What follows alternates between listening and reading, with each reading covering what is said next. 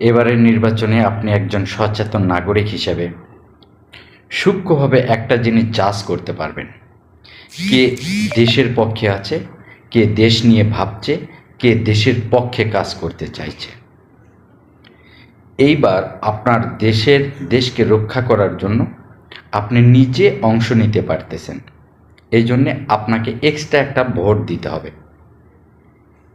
আপনি বাংলাদেশের একজন নাগরিক হিসাবে, বাংলাদেশের একজন ড্রাইভার হিসাবে, বাংলাদেশের একজন মালিক হিসাবে, বাংলাদেশে আপনার অধিকার আছে এটা প্রয়োগ করার জন্য আপনি নিজস্ব একটা ভোট দিতে পারবেন। সেটা হচ্ছে গণভোট, যে ভোটটা একান্তই আপনার নিজের জন্য, আপনার নিজের দেশের জন্য। এটা কোনো পরিবারের জন্য না, এটা কোনো ব্যক্তির জন্য না, এটা কোনো ভালো মানুষের জন্য না, এটা কোনো শয়তানের জন্য না, এটা কোনো ঋণ খেলাপির ভোট না, এটা কোনো দুর্নীতিবাজের ভোট না, এটা কোনো হায়নার ভোট না, এটা কোনো এজেন্ডার ভোট না, এটা কোনো বহির্বিশ্ব থেকে ডেডিকেটেড করে দেওয়া ভোট না। এই ভোটটা আপনার দেশ রক্ষার ভোট, এই ভোটটা আপনার নিজস্ব ভোট। এই ভোটটা প্রয়োগ করতে যারা আপনাকে নাত জন্য ইন্ধন জোগাচ্ছে, বুঝে নেবেন তারাই একমাত্র এই বাংলাদেশের শত্রু। যে দেশ থেকে, কোনো এক দাদাবাবুর দেশ থেকে নাতে ভোট দাও, মানে ডক্টর মোহাম্মদ ইউনূসকে এখানে ডেডিকেটেড করে দিচ্ছে যে ওনাকে হারাও, ওনাকে পরাজিত করে। উনি একটা ম্যান।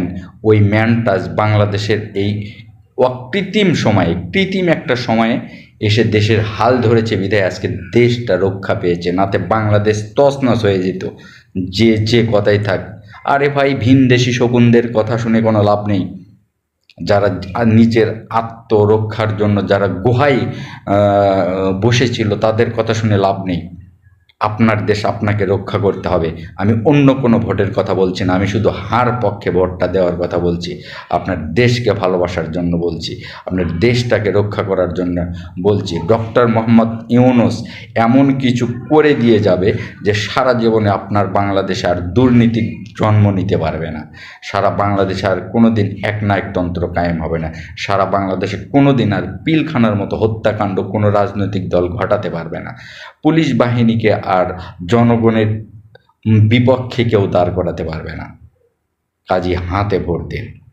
আর মানুষ চেনার জন্য, যারা দেশের শত্রু তাদেরকে চেনার জন্য শুধু মনের ভেতরে নিন যে নার পক্ষ ধরে কে, তারাই হচ্ছে বাংলাদেশের অরিজিনালি ক্রিমিনাল এবং শত্রু।